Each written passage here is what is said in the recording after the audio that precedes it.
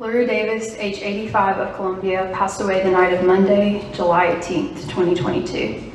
He was preceded in death by his wife, Hilda Faye Davis, his parents, John Watts and Alice Sanders Davis, and two sisters, Hattie Davis Summer and Ann Davis Ennis.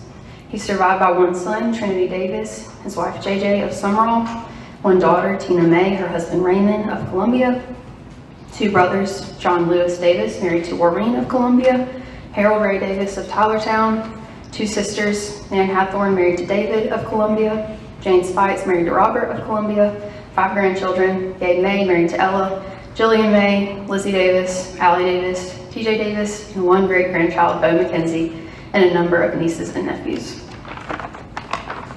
You will hear this many times today, but I wanted to extend just our sincerest thanks for being here. It's just been cool to see everyone who was a friend to Paul Rue. We've kind of joked that he was small town famous, and I've seen that that's very true. Even as you've come through the line today, I've heard some stories that were beyond anything I could make up in my wildest dreams. But Paul Rue was a fighter, and we've specifically seen that over the last years and months while he battled several ailments. An old boss of mine actually reached out a few days ago to express condolences. It reminded me that almost 4 entire years ago, I was asking her for time off as we were anticipating Paul Rue potentially passing while he was beginning to deal with congestive heart failure. I've never seen someone have a scare and then battle back as many times as he did, and that honestly makes it a little bit hard to settle in my mind that this is the time that the Lord took him. Thankful to have known him for the duration of my life, but especially grateful for these past 4 years that he had to fight just a little bit harder for. They've been filled with special moments and conversations with this man who is truly one of a kind. These conversations are essentially what I want to say just a few things about during my time today. It's no secret to any of us that Paul Rue was a talker. He was not often found without something to say, and he spoke more than a few words in his 85 years. He left us a legacy of speaking and of using words for a purpose. And there are 3 kinds of things that he taught me to do with my words, and I wanted to share those briefly with you guys today. First, Paul Rue taught me the power of a good story. Whether for teaching purposes or for entertainment, he never lacked a story to tell.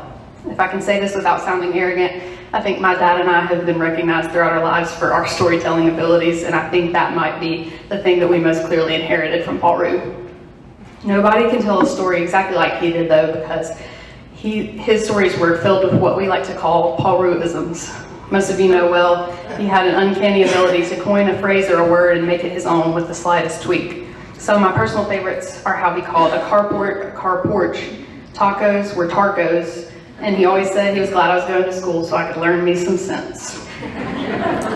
I've had to serve as a translator for friends over the years during stories where Paul Rue was using his own self-invented dialect. I'm really going to miss those stories, but I can assure you all the Paul Rue-isms will live on. The second thing Paul Rue showed me words can do is provide consistency. That man was faithful to call and to check on the people he loved. We've watched his constant support and companionship carry our dad through really challenging seasons. Those two have talked on the phone every day for as long as I can remember, and I know that Paul Rue's unmoving support of dad has had a domino effect on the lives of many. If TD or Tina have blessed your life, know that they have the much desired support of a father behind them. This leads directly to the final thing that I wanted to mention. Paul Rue taught me that words of affirmation stick with us. He never let us go without making sure we knew he was proud of us. He said it the same way, with the same inflection so many times that it's really ingrained in my mind, and I think it always will be. I hope that's the case. To his family, my family, he would want me to remind you right now how proud he was of you. Our words have power to tell stories, show consistent care, and affirm those around us. Paul Rue used them often and with intentionality. And if I'm going to be completely honest, he was also probably the one to teach me some of the words that I'm not supposed to know. But my most prominent memories are ones of him telling me that he loved me. I can't remember a single time where I talked to him that he didn't tell me that. I would encourage you all to honor his legacy today by acknowledging the power of your words. Tell a story, coin a phrase, or remind someone you love that you care, that you're proud. Paul Rue left a legacy with his words. I think he would be honored by the way we're using our words to celebrate our love and gratitude for the gift of life. Thank you. Again, Lizzy's already said it, but thank you guys so much for choosing to be here today to represent Dad. I know some of you certainly knew him personally, that's why you're here, and some of us knew him through us. You know through me or Tina or some of our kids. And, it's just an honor for you guys to support us today. You dread these days, but then there's people to pray for you, and God comes along and carries you through these moments. And so I know that'll be it for today. I'm going to stick a lot to my notes. There's a lot here. I live 85 years. There's a lot of volume of content to work with here. This is going to be somewhere between a funeral and a comedy routine because of who Daddy was. And so I'm going to do my best today to represent him well. I talked with Dad on Sunday. We set up a little, we call it FaceTime for him, an echo show, so we could call him and talk to him video screen in his room. And I was on the phone, and Dad's body had really struggled the last several years, but his memory had been really sharp. Still talk, tell stories, and remember things. And he said, he was sitting on the edge of his bed, and we were in our kitchen talking to him, and he said, "Tomorrow's my birthday." And I looked at JJ, we were still in the kitchen. I said, "No, Daddy, your birthday's next month." He said, "Oh, well, that's right." And then so when we surprisingly got the call Monday that he was in full-blown congestive heart failure, I started thinking, yep, today's going to be his birthday. And it was. We got to be with him there, and Tina came. The thing that stuck out most was when I walked in the room, he'd become a celebrity of sorts at the nursing home. And that was their father and grandfather. And there were young and old, black and white, gathered around his bed. And we were praying for him as God came to take him. It was hard for me to deal with, so Tina came. I stepped out. I needed to go home for a little bit. And I took out my Bible looking for comfort. And I knew a few passages, and I opened to 2 Timothy 4, and I know the Apostle Paul. I know the context. I've been to school. I know how this lays out. I know what was going on in Paul's life as he was encouraging Timothy. But as I came to this moment at 11:30, I heard it in my dad's voice. And if I can get it out, it sounded like this: "The time of my departure has come." I could hear him saying it. "I have fought the good fight. I have finished the race. I have kept the faith." Sorry. I'm gonna get through that. I'm gonna get there. It's just this first part's the tough part. Comedy's coming, I promise. I am. Dad had been in Hattiesburg at the Wyndham House. He was a father figure to so many.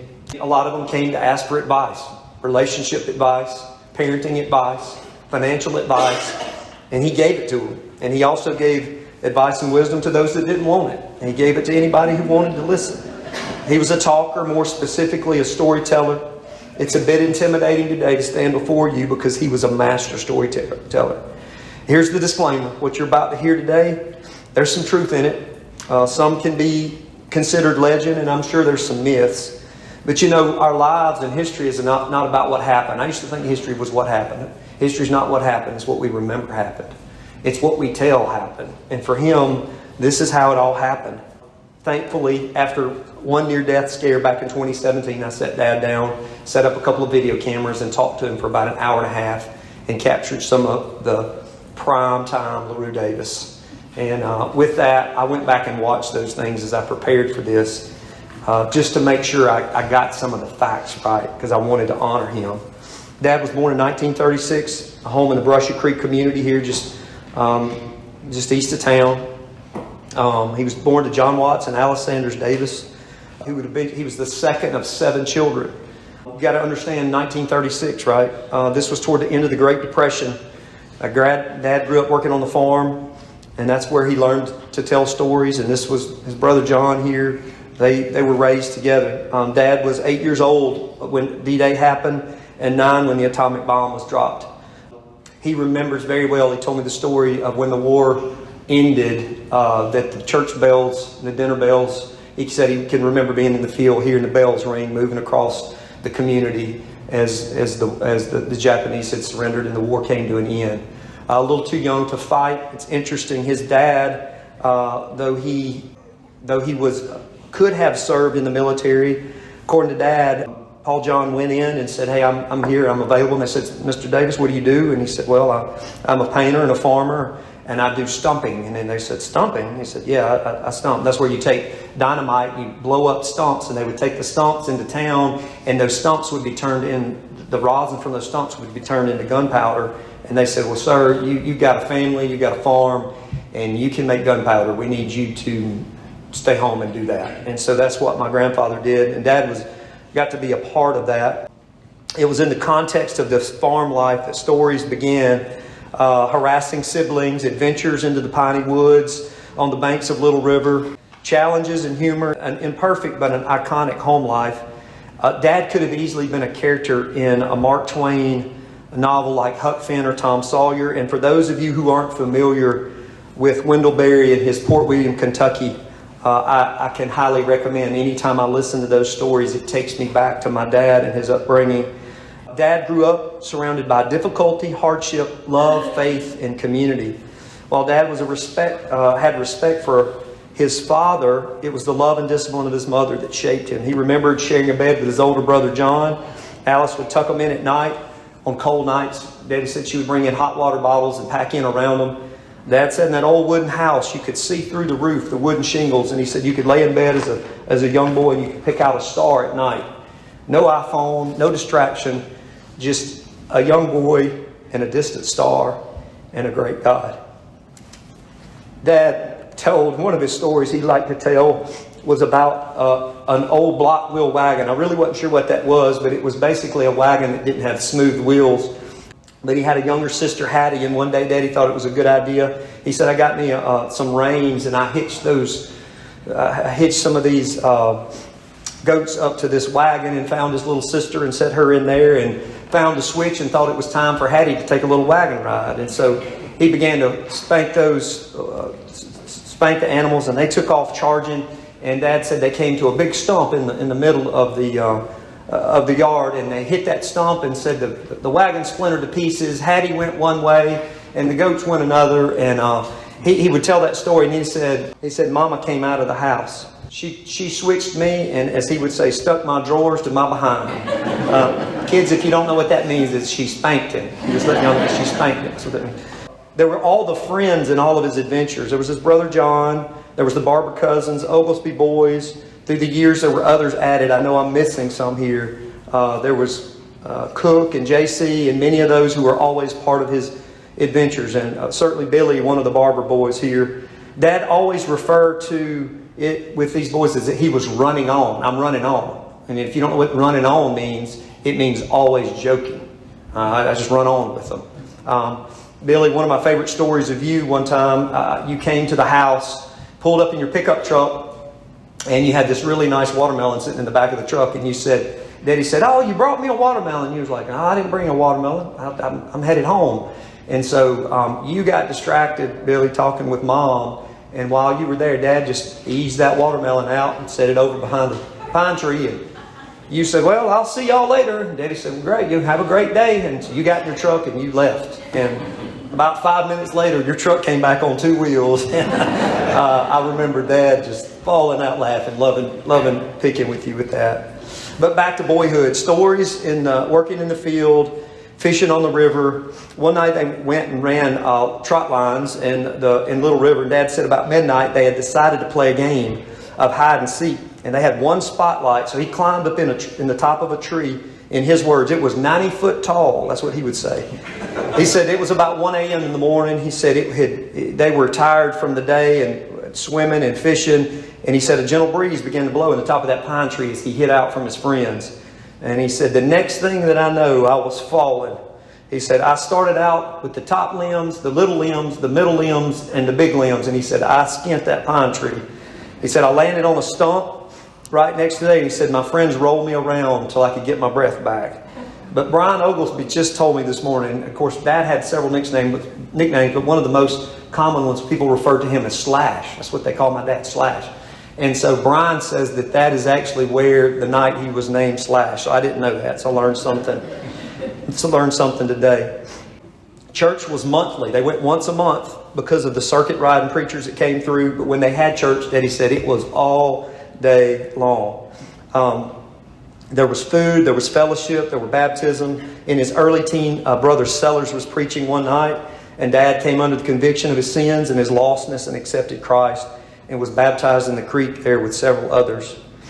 Apparently there was a lot more preaching and teaching back then about end times because Dad loved to talk about end times and the apocalypse. He would quote scriptures that I'm not even sure he knew what he was saying, but it was all about Jesus and the second return, the second coming.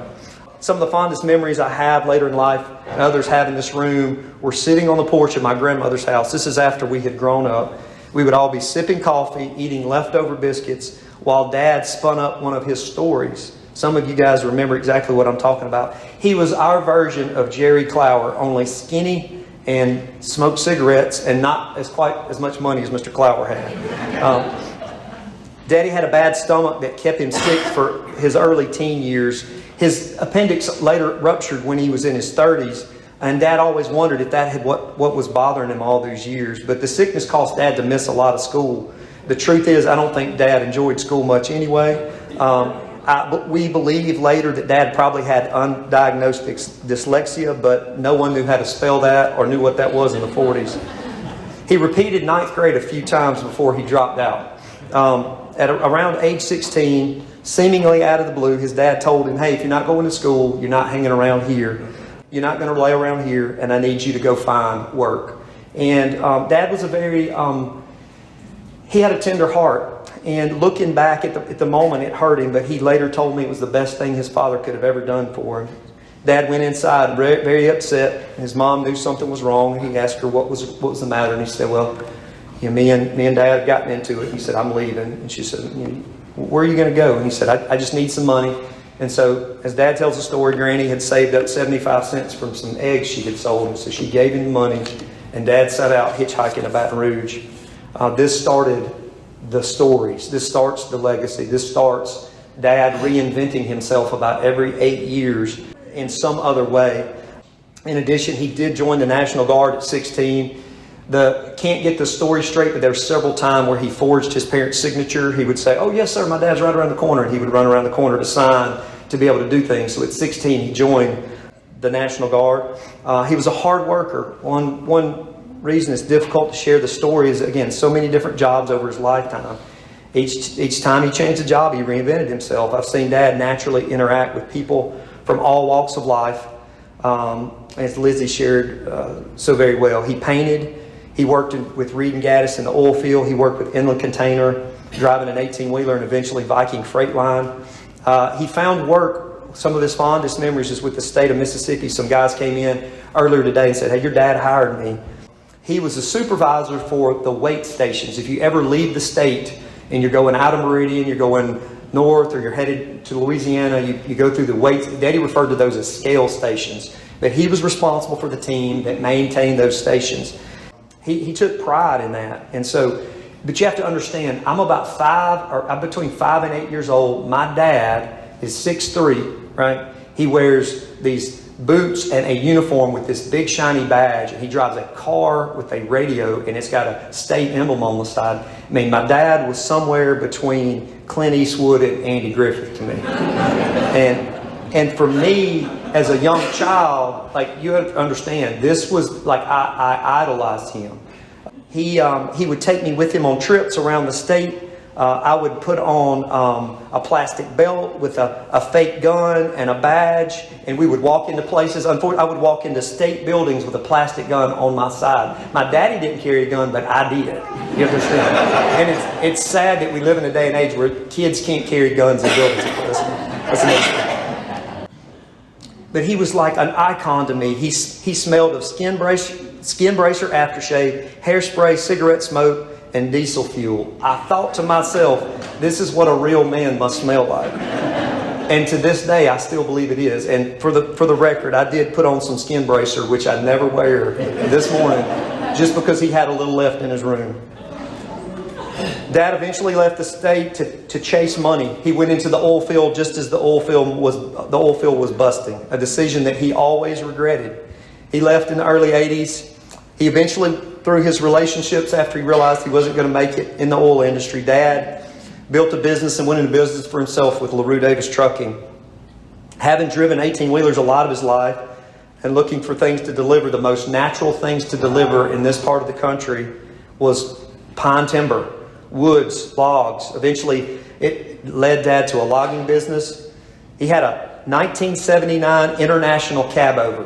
All right, kids, you want to know what a cab over is? It's an 18-wheeler with a tiny house attached to it.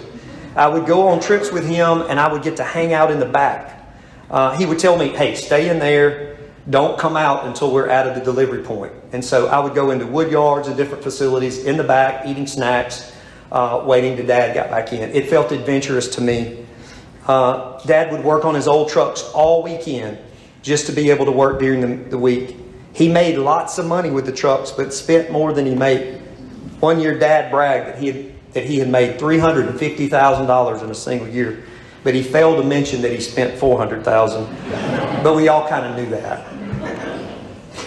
He did this through 1997, and while making a logging delivery at a paper mill, the gentleman that was unloading the logs with the knuckle boom didn't see my dad, and he swung the log and hit my dad, striking him in the chest and knocking him to the ground. This led to some neck surgeries and the end of his heavy equipment days.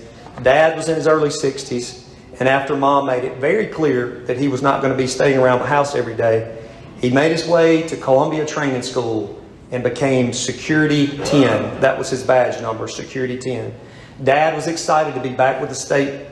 It had been years, and he was able to add some years back to his state retirement, which made him proud. He was simply known as Security 10.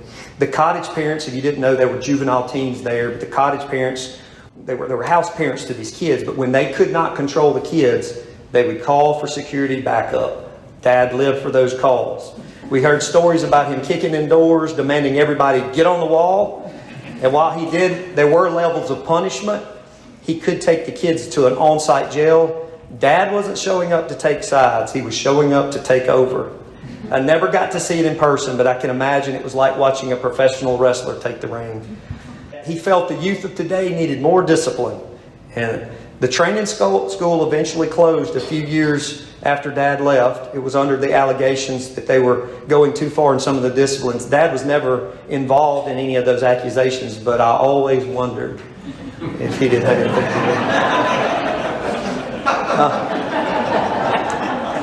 Dad eventually began to work with his brother-in-law, Dave Hathorn, and his sister, Nan, at Colonial Funeral Home here.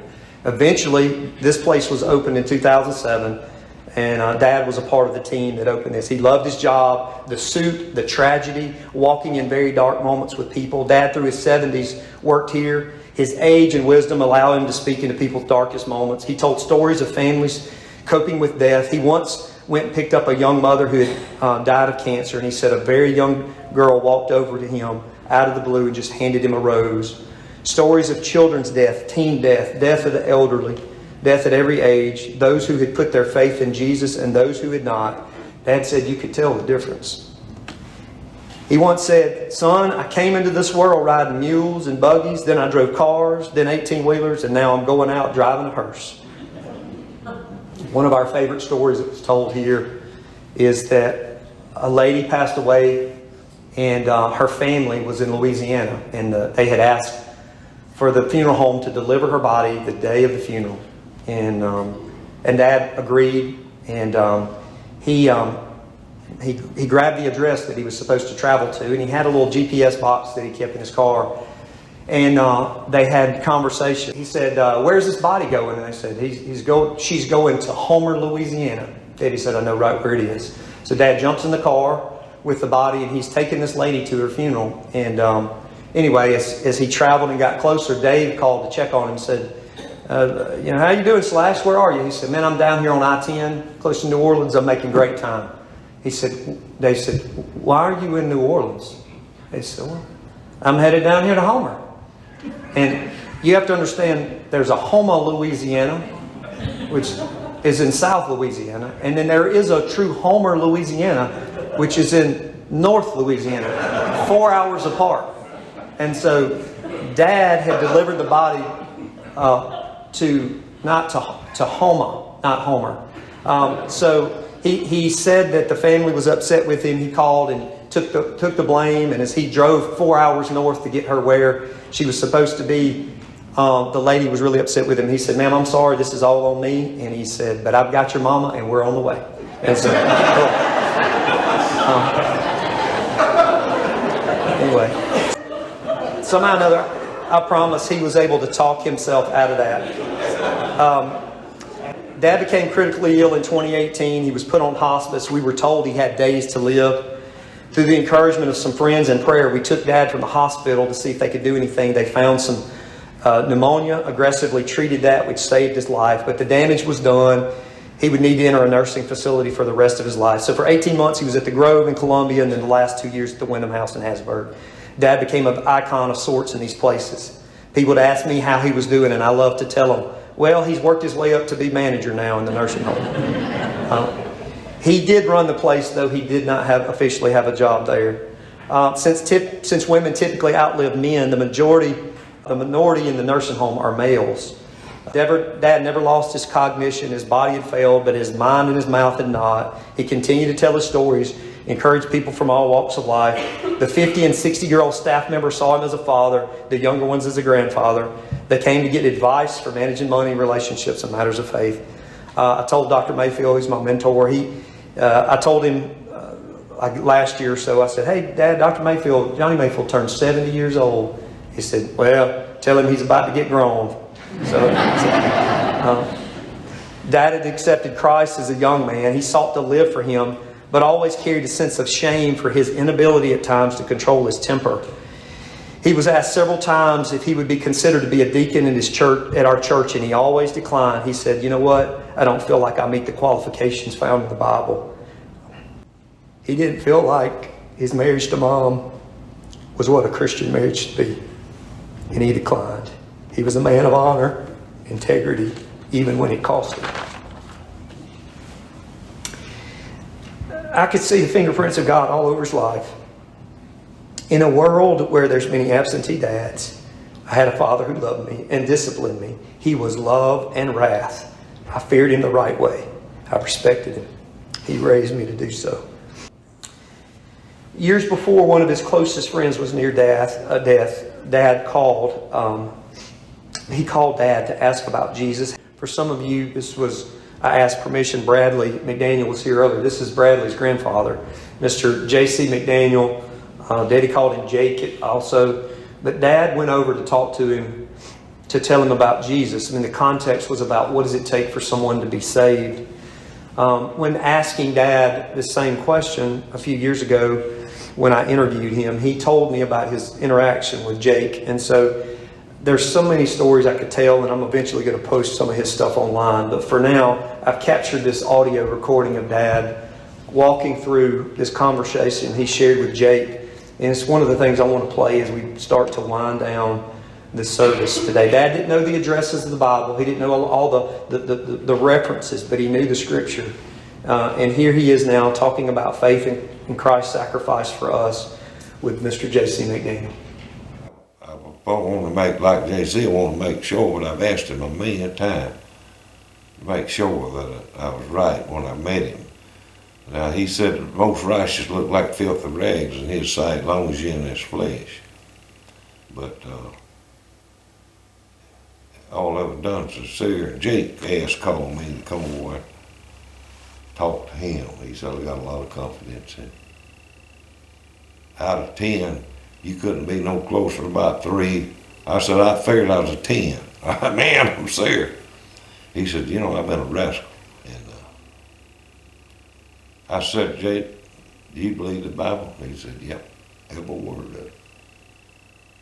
I've asked him and asked him and asked him, but I want to make sure. It looks like my time is short. And I want to, and I know you could probably tell me.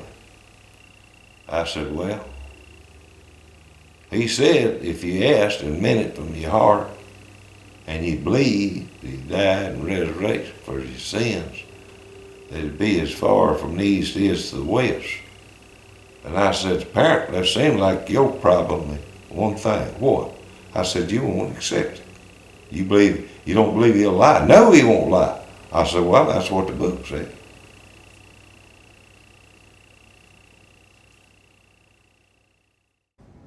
Daddy had a way with words. The verse he had quoted there, Romans 10:9 and 10, if you declare with your mouth Jesus is Lord and believe in your heart that God raised him from the dead, you will be saved. For it is with your heart you believe and are justified, and with your mouth you profess your faith and are saved. And then Psalm 103, for as high as the heavens are above the earth, so great is his love for those who fear him.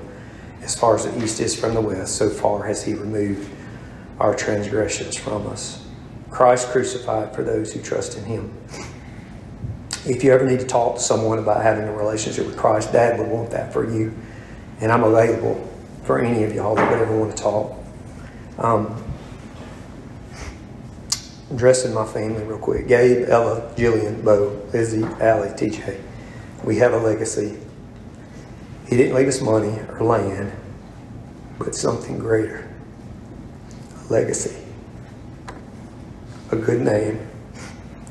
Proverbs 22:1 from the Amplified Version says this: a good name earned by honorable behavior, godly wisdom, moral courage, personal integrity is more desirable than great riches and is far above silver and gold.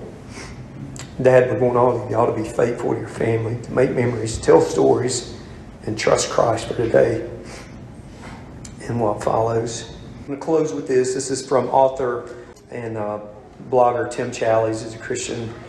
I printed this out, and this was on Daddy's bedside table. After he died, I opened a devotion and took it out. And I had a note to him. I said, Daddy, I read this and thought I would give this to you to encourage you. And he kept asking, why in the world am I still here? I've outlived most of my friends. I've outlived my wife. Like, why am I here? I kept trying to help him see it. Like, you have purpose. Like, these people are coming to you. You have a witness. When I read this was good for him, and now that he's gone, this is good for us. And I think you're like, all right, I came to the funeral. I took time out today. You know, I got a busy weekend. What am I supposed to get out of this? This is what I want you to leave with. This is what Jesus did not pray. The final night that Jesus spends with his beloved disciples is a night of much prayer. Before he prays privately in the garden, he prays publicly in the upper room. Before he prays for himself and his own endurance, he prays for them and theirs. I do not ask that you take them out of the world, he prays to his Father, but that you keep them from the evil one. What he does not pray as noteworthy is actually what he does pray. He does not say, I pray you take them away. I pray you take them home. I pray you take them to be where you and I will soon be. Not now, not yet, for they still have work to do, orders to obey, commissions to fulfill. I do not ask them to take them out of the world, but there's more to his prayer. I do pray that you keep them from the evil one. He does not petition the Father to say, I pray you keep them from suffering. I pray you keep them from persecution. He does not ask God, hey, keep them from grief, keep them from loss. He does not intercede and say, keep them from flood and from fire, from a prison cell or a hospital bed. Instead, that as they remain in the world, he prays that they will be kept from falling under the power and influence of the evil one. For as his path to glory must pass through suffering, so must theirs. What Jesus prays for them, he prays for us and well. Jesus went on to say, I don't ask for these only, he says, but also for those who will believe in me through their word. We too are kept in the world, though sometimes we long to depart from it. Moses grew weary of the complaints of the people and pleaded with God to kill him at once. Elijah sat under a broom tree and asked that he might die, saying, is it not enough, O Lord, take my life away? The sun beat down on the despairing Jonah's head, and he asked that he might die. Is it better for me to die than to live?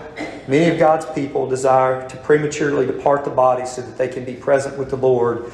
But God denied all their requests of Moses, Elijah, and Jonah. He denied the request of others until their task on earth had been brought to completion. And so we too remain here until God decrees that our work is done. Sometimes that work involves great difficulty, but we should expect no less, for Jesus does not ask that we will be kept from trials, from suffering or sorrow. He simply prays that we remain here, we will be held firm in the grip of God to carry out his will. For like the disciples, we have work to do. Like the disciples, we have a commission to carry out. We have duties to fulfill, a God to represent. And like disciples, we must be kept in this world so that we can be a light to the world. My dad was a light. I just pray that you would honor him by living for the Lord. Let's pray. Father, thank you so much for those who were willing to take some time out today to gather to remember a great man, a great father, a great grandfather, a great brother. And Lord, our world will be a little less bright, but I know heaven is a lot sweeter. And we know that absent from the body is present with the Lord. and our hope is not in this world. And we pray in Jesus' name.